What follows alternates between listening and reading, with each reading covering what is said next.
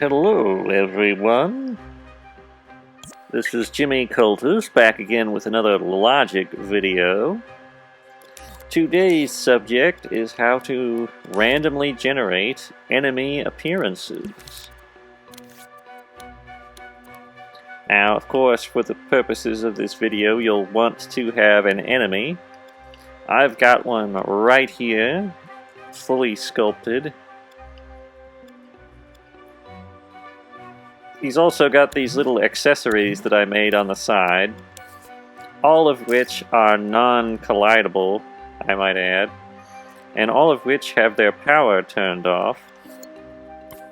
Simply put them inside a group if you already have one, or if you haven't got a group, create one by simply tapping on the appropriate objects and pressing the group button.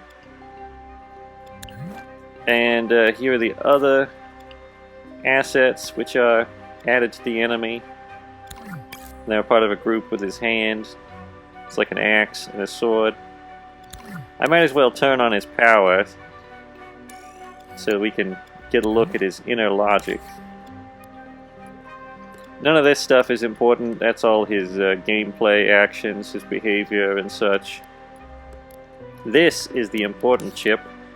It's called color, but it also controls his accessories, so maybe color/accessories would be a more appropriate title.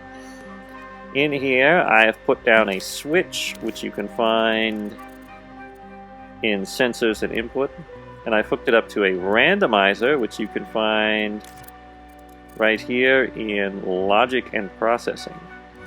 I've hooked it up to both input to randomize and randomize. Just take X if you want to connect them. And it's set to true random. If you want to open up the tweak menu, it's just L1 and square to look inside here. And I've also opened 3 ports. You can just use the D-pad up or down to increase the port number. I've opened up 3 ports and connected them to 3 ports on the selector, A, B, and C, as you can see. Now the first port does nothing. It's just the basic appearance of the enemy, no accessories, and his normal base color, which is green. Now a little trick I've done here is right here where the enemy's collar is visible, I've made his clothing white. And the reason why I've done that is because when you alter an enemy's color, which I have done with this keyframe, action recorder I should say, set to keyframe mode, I've recorded a single frame which alters his color. I'm going to scope in and show you how I did it. Just press L1 and X to scope in, and then L1 and square to open up the Sculpts tweak menu. And you'll see this option here called Hue Cycle. And what it does is it allows you to change the hue of something to any color on the, spectrum of blue, gold, orange, red, all that stuff. And you can have exact values, so if you want to match this value of 96, just go to the rest of his body and type in 96. Like so. Press L1 and square and type 96 right here on the value. And you can repeat the process with any area of the enemy you want. Now something that I was talking about earlier is the reason why I made his shirt white is because white or monochrome colors are not affected by the hue cycle. So it's kind of a clever, normally it would change the color of his shirt also, which, if his shirt was red, then it would change to purple or something on the hue cycle. But if you actually wanted his shirt to change color, then you would want the shirt to be a vague color, like maybe a light tan or light blue, and then it would change color the same as the rest of him. But, yeah, that's just something I wanted to cover real quick. And I've pretty much done the same thing with this other action recorder. which I have set, I'm just going to change the color real quick. I've set it to loop, and it's only a single frame, which you can see by pressing L1 and X. In here you can see the single frame and what parts of the sculpture it affects. And basically the way it works is at the beginning, when this enemy appears, the randomizer will instantly work on the selector and select a random shade or color for the enemy. Now I've also got accessories such as the sword, and all I've done with the sword is gone inside the group and turned on the power with the action recorder. Same with the axe. Normally the power is off, but I've turned it on with these. At least I think I have. Yes, I have. I also added a hat to the head group, which the power was normally off, and then I turned on that. So you could even have randomly generated hats, you could have randomly generated armor. Now the level of complexity and number of assets you add to the puppet will make the overall thermo, go up, the thermometer. Probably run up your gameplay and graphics to have a lot of extra stuff taped to them. This is a big level, so you're not getting an accurate representation of how much individual thermo this guy cost. I'm going to go ahead and delete him so we can see. Yeah, he costs about 1% gameplay. That's not too bad. 2% maybe. But, yeah, that's not such a big sacrifice to have him look different each time he appears. Now, on the subject of changing an enemy's size, it's going to be a little bit more complex, but I've got this little sculpt here with a microchip on it called emit, and I have a timeline set to play, set to sustain. It could be set to play once, it really doesn't matter.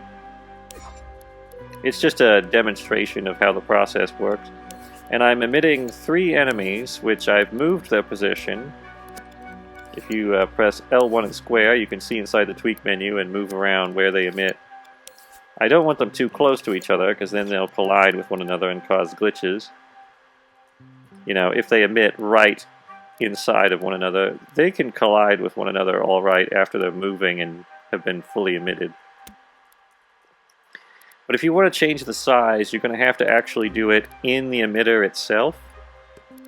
So I've made a bigger one, which all you have to do to change the size of an emitted object is use up and down on the D-pad to resize it. And there are going to be differences. For instance, a larger object will be affected by movers and physics-based logic a little bit differently. But it's something you got to work around if you want to have like randomly generated big enemies versus small. And there will be no damage difference because I haven't made a separate enemy that's large. But if you did want to make a separate enemy that is large, you could just copy this fellow out, resize him, and then use the emitter to, capture him and emit him where you want him. And of course, if you wanted to use the same emitter but have random results, you would have to use a randomizer, which would probably look something like this.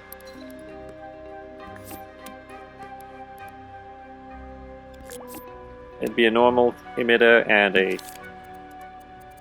positive emitter.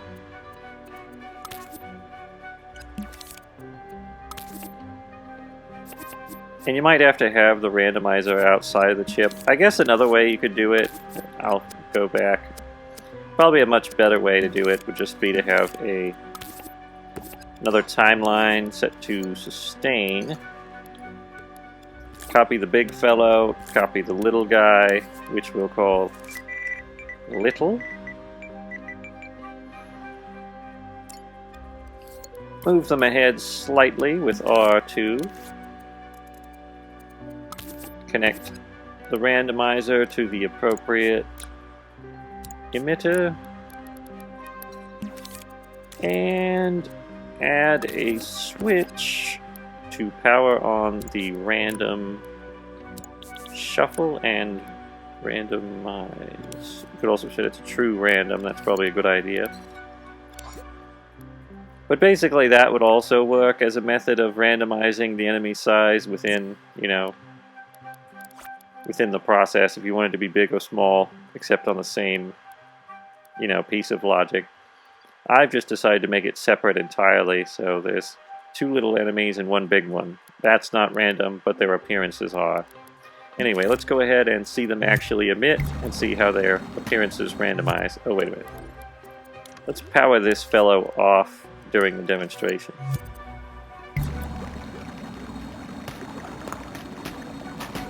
Alright, 3 greens and 1 purple with an axe. 1 man with a hat and 2 purples. It's definitely random, as you can see.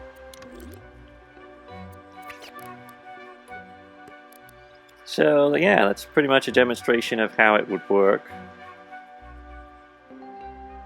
In case you're interested in reproducing this in one of your games, I hope you found it helpful.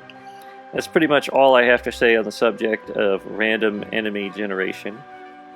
You could even have it so that they have random attributes, but you'd have to have, again, you'd have to copy this out and make them a separate character in order to have that. Like if you wanted the Axeman to attack with an axe, you'd have to use a similar feature to what I was showing with the big and little randomizer earlier.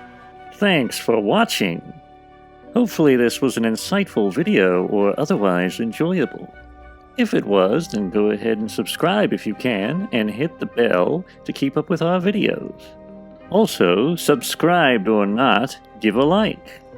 If you have any questions or statements, leave a comment. We try to answer all comments.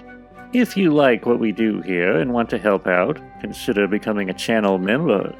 Alternatively, you can check out the link in the description to support us through Patreon. Until next time, take it easy. That's all for now.